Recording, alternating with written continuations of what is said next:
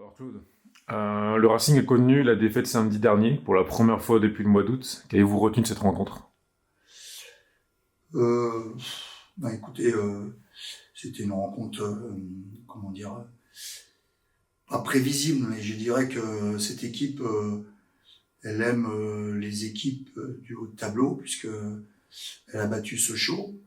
Donc on s'attendait à un match difficile, sauf que je pense qu'on n'était pas prêt, en tout cas cette première mi-temps, pour affronter ces joueurs qui nous ont bien pris et qui ont joué à merveille le coup. Voilà, je pense que nous, on n'était pas dans notre bon jour, ou en tout cas, on n'a pas fait ce qu'il fallait pour pouvoir contrarier cette équipe en première mi-temps. On a réagi après à la reprise en deuxième mi-temps, et puis sur un coup du sort à la fin, ils nous ont mis un deuxième but, mais je dois dire que si s'il y avait 3-0 à la mi-temps, il n'y avait rien à dire non plus, donc voilà, je crois que c'était logique que l'on perde ce match, compte tenu de notre prestation ce jour-là. Est-ce que ce résultat va servir d'une certaine façon de sonnette d'alarme pour remobiliser le groupe et être plus concentré à l'avenir, notamment pour samedi? C'est ce qu'il faut espérer. Voilà, moi je suis pas devin, je sais pas. En tout cas, c'est dommage qu'il faille une défaite pour réagir. J'aimerais mieux que mon équipe se retrouve. C'est seulement ça que je veux. C'est-à-dire que on avait dit avant ce match qu'il fallait rester nous-mêmes, et on l'a pas été, en tout cas sur cette première mi-temps. Dommage encore une fois, qu'il ait eu cette défaite, mais c'est pas non plus illogique. L'adversaire a mérité sa victoire. Voilà, maintenant à nous de réagir. On va voir la capacité qu'a mon équipe à réagir, et ça sera comment dire, une bonne leçon à retirer. La réaction justement, elle sera attendue dès samedi, où on assistera à la dernière rencontre de l'année au Léo. Le Racing est encore invaincu à domicile cette saison. Est-ce que c'est un objectif particulier de le rester? Oui, bien sûr, c'est un objectif, mais encore une fois, on va rencontrer une équipe qui aime bien faire des coups.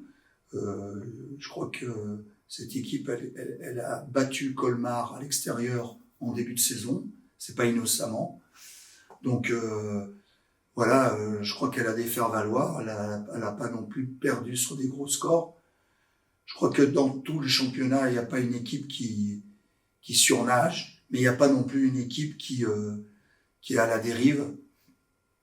Donc à nous d'être vigilants, de ne pas snober cette équipe, parce que ça serait un tort, parce que je pense qu'elle a des faire-valoir. C'est une équipe qui, à coup sûr, nous posera des problèmes, et ça sera à nous de les résoudre.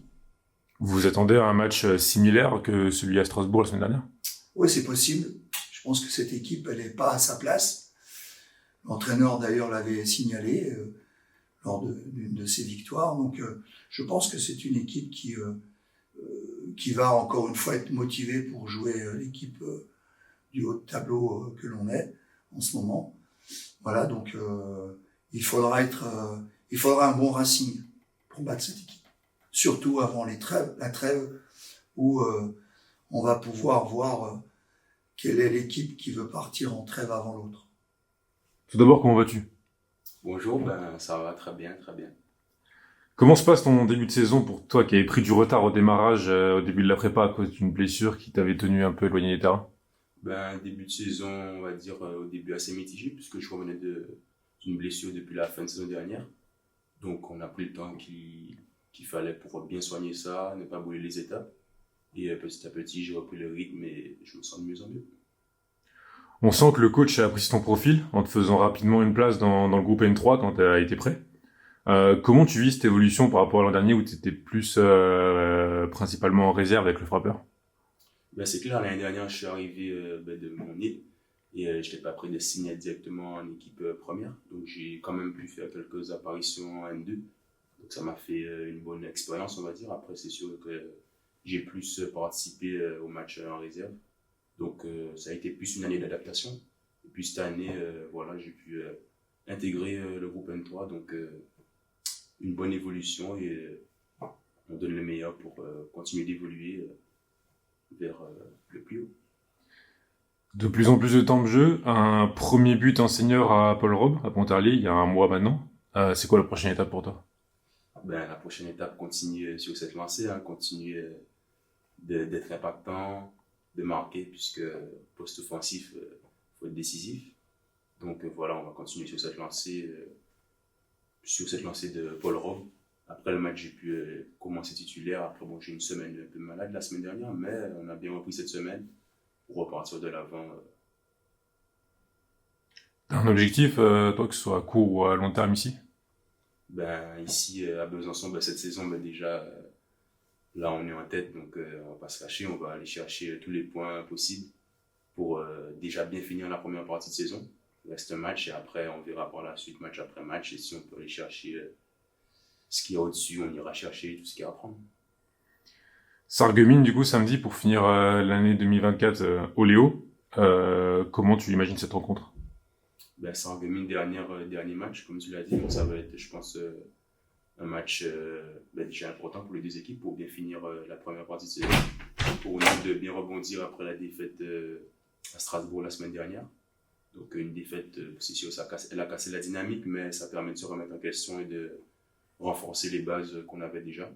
Donc on va donner le meilleur samedi pour briller, pour faire plaisir aux supporters, nous faire plaisir et partir en vacances sereinement. T'es résine buteur samedi? On verra, on va tout faire pour.